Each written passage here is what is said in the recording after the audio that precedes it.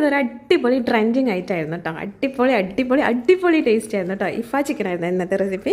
അതിനായിട്ട് ആദ്യം തന്നെ ചിക്കൻ നന്നായിട്ടൊന്ന് മസാല പരട്ടി വെക്കണം. മസാലയൊക്കെ ഞാൻ ഡിസ്ക്രിപ്ഷനിൽ കൊടുക്കാം. ഇനിയിപ്പോൾ എന്താണെന്നല്ലേ, ഇതിലേക്ക് നമുക്കൊരു അടിപൊളി സോസ് ഉണ്ടാക്കണം. അതിനായിട്ട് മിക്സിയുടെ ജാറിലേക്ക് ഒരു മുട്ട പുഴുങ്ങിയിട്ട് അതിന് വെള്ളമായിട്ട് ഇട്ട് കൊടുക്കുക. പിന്നെ കുറച്ച് ഫ്രഷ് ക്രീം, പാല്, കുറച്ച് പഞ്ചസാര, ഉപ്പ്, പിന്നെ 2 വെളുത്തുള്ളി ഇതും കൂടിയിട്ട് നന്നായിട്ട് അരക്കാം. പിന്നെ 2 ചീസ് സ്ലൈസും കൂടി ഇട്ടിട്ടുണ്ട് കേട്ടോ.